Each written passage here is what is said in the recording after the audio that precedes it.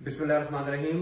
पाकिस्तान में लाहौर शहर में कदाफी स्टेडियम में पीएसएल के मैचेस होने जा रहे हैं जो 12 से लेके 27 फरवरी तक जारी रहेंगे और इस सिलसिले में सारे इर्द गिर्द के रेस्टोरेंट, दुकानें, कारोबारी इदारे सब बंद करने का नोटिफिकेशन जारी हो चुका है। और ये जुल्म नहीं है तो क्या है ये?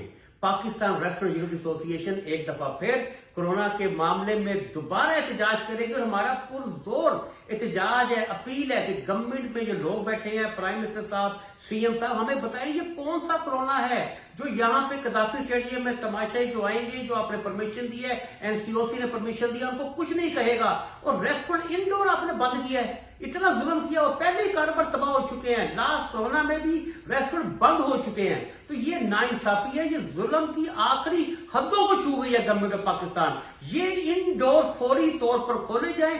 पीएसएल के मामले में जो बंद किए इर्द गिर्द में सारा वो भी जुल्म है, लेकिन अगर आपने वो खोलना है तो हमारा क्या कसूर है? रेस्टोरेंट के मुलाजमीन का क्या कसूर है? ये छोटे तबके के रेस्टोरेंट है, उनका क्या कसूर है? फौरी तौर पर पाकिस्तान रेस्टोरेंट यूनिट एसोसिएशन और बीइंग द चेयरमैन हम अपील करते हैं गवर्नमेंट से और बड़ी पुरअमन अपील करते हैं कि इनको फौरी तौर पर इंडोर को खोला जाए। अगर एक दो दिनों में इंडोर ना खोले गए और पीएसएल के लिए लाखों सैकड़ों लोगों को परमिशन दी गई, वो मैसेज देखें, तो आप भी पाकिस्तान रेस्टोरेंट यूनिट एसोसिएशन को अपने मेंबरान जो हजारों में लाखों की तादाद में है सड़कों पर एहतजाज करते नजर आएंगे आपको।